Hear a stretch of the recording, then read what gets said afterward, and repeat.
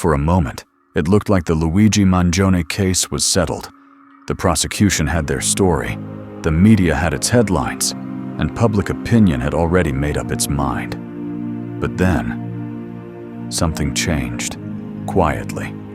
Without cameras, without breaking news alerts, new evidence began to surface. Not dramatic, not explosive, but dangerous in a different way. Because it didn't add new facts, it challenged the ones everyone thought were already proven. The first crack came from Luigi's phone. Not the tower pings, not the call logs, but the background activity data. A digital forensic analyst reviewed system-level records that had never been shown to the jury. And what they found created a serious problem. Luigi's phone wasn't just active during the time of the murder. It was being actively used. Messages opened, apps switched, screen unlocked, not once, continuously. Which means one thing. The phone was in someone's hands, not lying on a table, not sitting in a pocket. In use. Unless Luigi somehow committed a violent crime while calmly reading messages, the prosecution's timeline didn't work. Then came the location data. Hidden inside photo metadata taken earlier that evening were precise GPS coordinates, not hours off, minutes.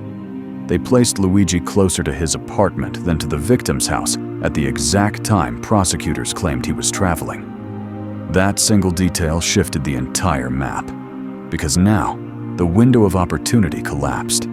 The trip prosecutors described could not physically happen in the time they claimed. Next, the surveillance footage. For months, jurors were told, "This is Luigi." But an independent video expert reanalyzed the clip, frame by frame, pixel by pixel. They slowed the footage, enhanced contrast, stabilized the image. And something new appeared. The man in the video walked with a slight limp, a subtle irregularity in his stride. Luigi does not limp. Medical records confirm it. But another man interviewed early in the case does. He lived 3 streets away, had access to the area, and was cleared after providing a single alibi. From a friend. No timestamp, no digital proof, no independent verification, and no one ever double-checked it. The defense filed a motion to introduce all of this. The prosecution objected, not because the evidence was weak, but because it complicated their story. And for the first time, the judge hesitated. Then a new witness came forward.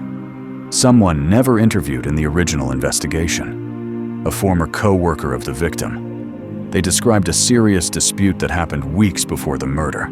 A financial conflict, heated arguments, direct threats. None of it was in the police file.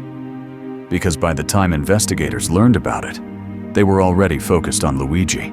And once focus narrows, entire worlds disappear outside the frame. Slowly, a new picture began to form. Not of a clean case, but of a rushed one. A case built on assumptions, on early conclusions, on a story that became too big to question. The judge allowed limited presentation of the new digital evidence, and the mood in the courtroom changed.